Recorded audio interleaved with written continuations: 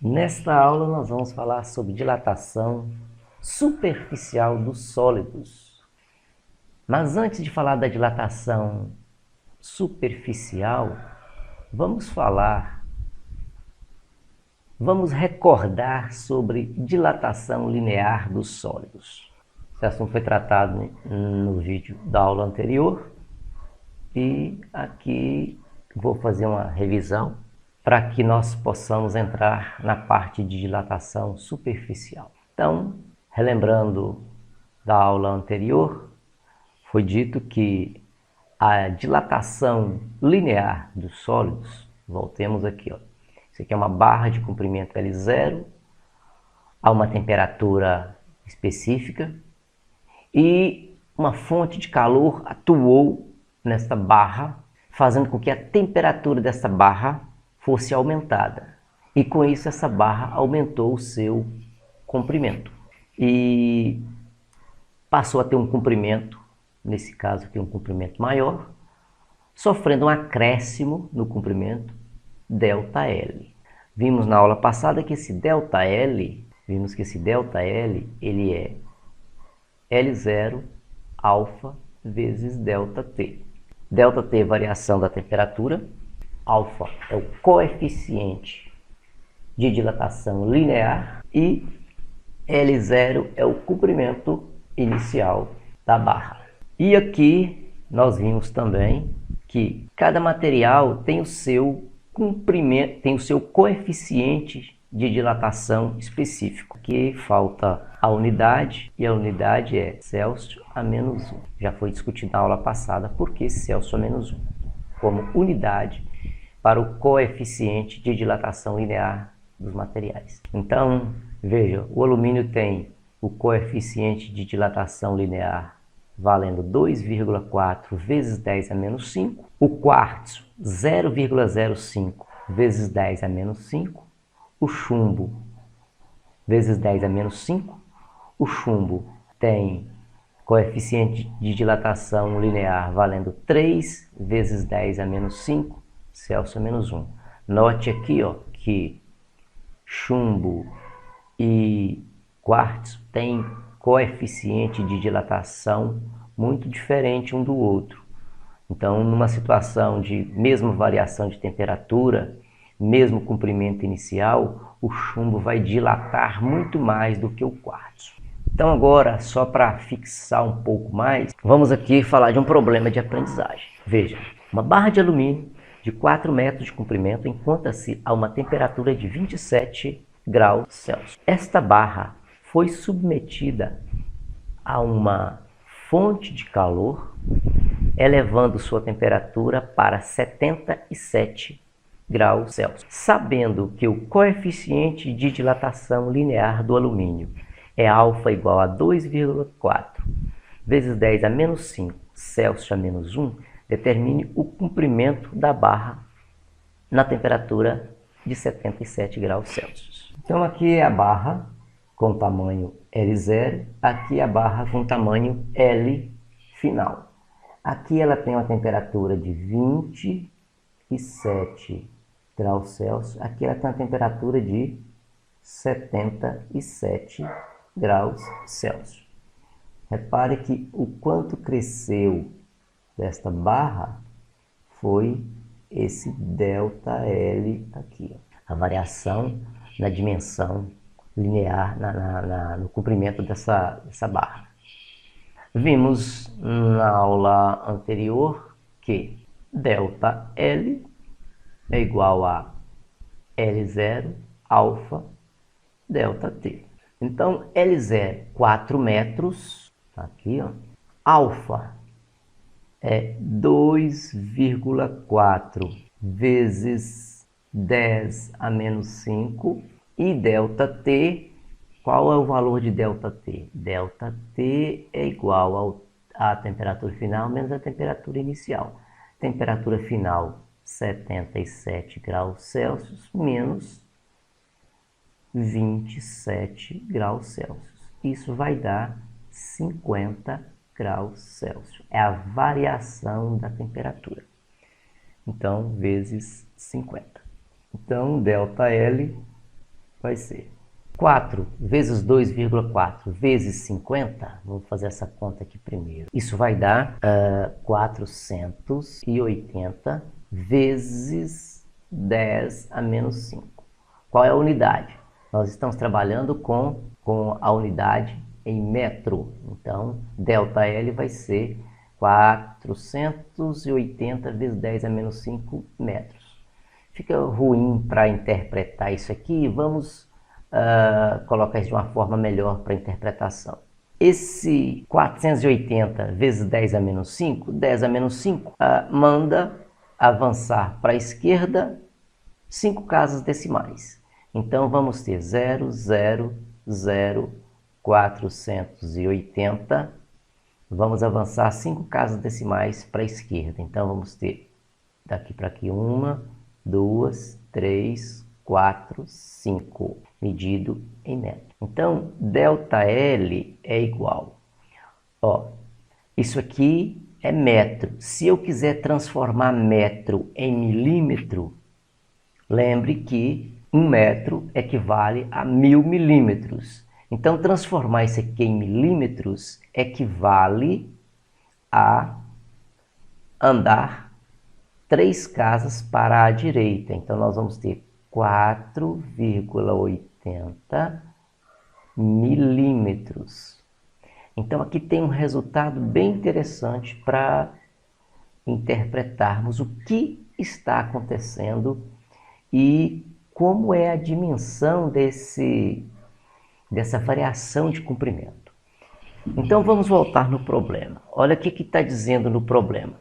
Uma barra de 4 metros. Uma dica bacana aí é você pensar o que representa 4 metros em torno de você. Só para efeito de comparação, veja aqui um objeto, um carro, no caso aí, com um comprimento de 4 metros. Esse carro aqui tem um comprimento de aproximadamente 4 metros. Você imaginar uma barra de alumínio com esse comprimento, após a variação de temperatura de 50 graus Celsius, vai apresentar uma dilatação linear de 4,8 milímetros.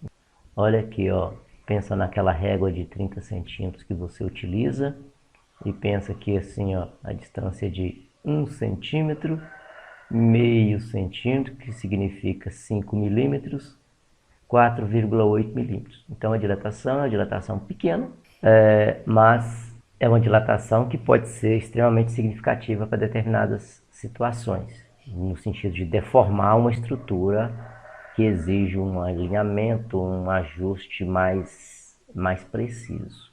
Então isso aqui é simplesmente para você fazer uma comparação, ter uma dimensão dos comprimentos que são citados no problema em questão. Como vai ser o comprimento final dessa barra?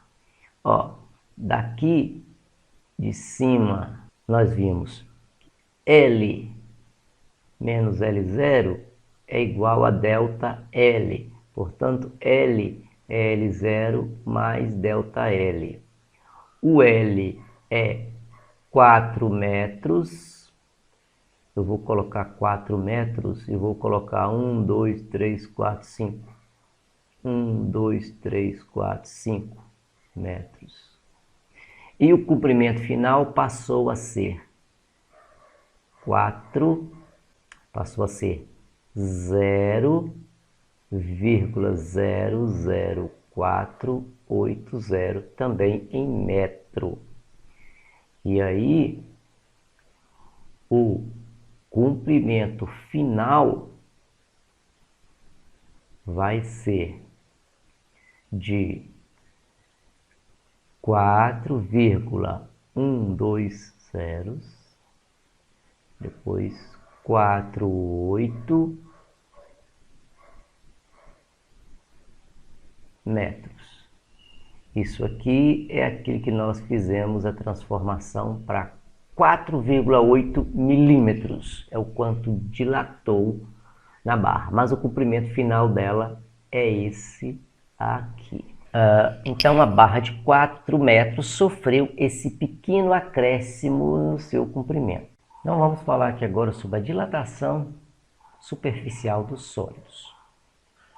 Então, a figura aqui está mostrando uma chapa, formato retangular. Esta chapa, ela tem uma superfície inicial, nós vamos chamar de S0, e quando essa chapa é submetida a uma fonte de calor, ela aumenta suas dimensões no sentido de aumentar a sua superfície. Então ela vai preencher, por exemplo, esta região aqui e vai apresentar, consequentemente, um aumento na sua superfície, que nós vamos chamar de ΔS. Esse ΔS é o quanto cresceu, é a superfície final menos a superfície inicial. Esse ΔS, de maneira análoga à dilatação linear, né, vamos lembrar aqui, ó, o ΔL era L0 alfa ΔT. Então aqui nós vamos ter um S0 e nós vamos ter um coeficiente de dilatação superficial, que nós vamos chamar de beta, vezes o ΔT.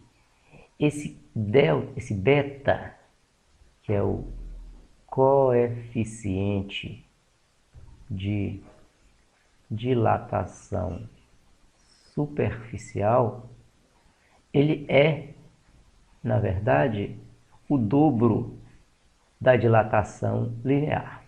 Eu vou apresentar uma aula fazendo essa demonstração, mas aqui eu não vou fazer a demonstração de que o beta é o dobro do alfa. Mas nós vamos deixar combinado aqui que esse beta, ou seja, a coeficiente de dilatação superficial, ela é o dobro do alfa.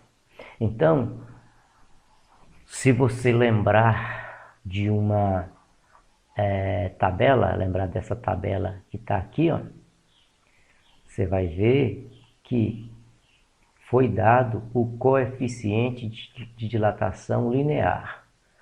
A partir do coeficiente de dilatação linear, você obtém o coeficiente de dilatação superficial. Por exemplo,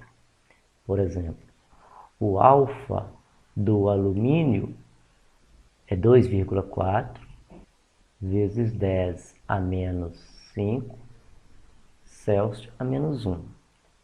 O beta do alumínio vai ser, então, 4,8 vezes 10 a menos 5 Celsius a menos 1. Então, dado o alfa, saberemos o valor de beta.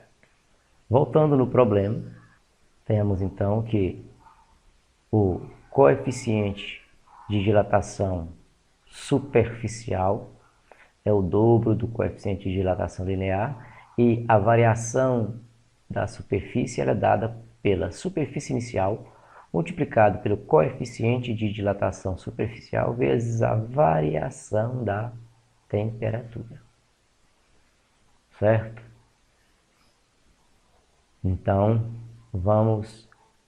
para efeito de aprendizagem, vamos falar desse problema de uma chapa de alumínio, né, mantendo o mesmo material visto no exemplo anterior. Então, vamos tratar de uma chapa quadrada. Vamos ver o problema.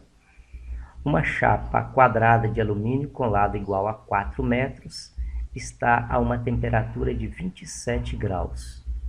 Esta chapa foi aquecida até atingir a temperatura de 77 graus Celsius. Qual é a variação da superfície da chapa?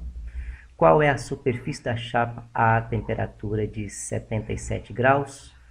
Dado que o coeficiente de dilatação linear do alumínio é alfa igual a 2,4 vezes 10 a menos 5 centímetro a menos 1. Só fazer uma correção rápida aqui, ó. Então, alfa é igual a 2,4 vezes 10 a menos 5 Celsius a menos 1. Então, qual é a primeira pergunta que se faz? Qual é a variação da superfície da chapa quando ela varia a temperatura de 27 para 77. Então, basta lembrarmos que a variação da superfície é a superfície inicial vezes o coeficiente de dilatação superficial vezes a variação da temperatura. Bom, a variação da temperatura é 77 graus Celsius menos 27 graus Celsius. Isso vai dar 50 graus Celsius. Superfície inicial, lembrando que aqui, ó, 4 metros, isso é uma chapa quadrada, aqui é 4 metros, então, superfície inicial é base vezes altura, né? É uma chapa quadrada, então vai dar 4 vezes 4, 16 unidade metro quadrado. Então, 16 metros quadrados. Então, nós temos ΔS, variação da superfície, para respondermos a letra A, é superfície inicial, 16 metros quadrados, coeficiente de dilatação superficial, lembrando que o beta é o dobro do alfa, então beta vai ser 2, que multiplica, olha o valor do alfa, 2,4 vezes 10 a menos 5 Celsius a menos 1. Então, isso vai dar 4,8 vezes 10 a menos 5 unidades Celsius a menos 1. Então, aqui para beta nós vamos ter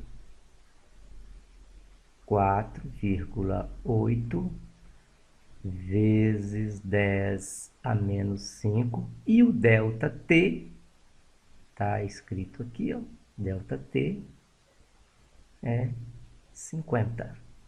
Então, realizando essa operação, ó, 16 vezes 4,8 vezes 50, isso vai dar 3.840 vezes 10 a menos 5 metros, ΔS aqui, metros quadrados. Então, isso é o ΔS. Se você quisesse escrever ΔS sem utilizar essa potência de 10, você iria avançar 5 casas para a esquerda. Então, você teria aqui 0,0384 metros quadrados. Ou seja, olha aqui, ó, a vírgula estava aqui, avançou uma casa, 2 casas, 3 casas, 4 casas, 5 casas.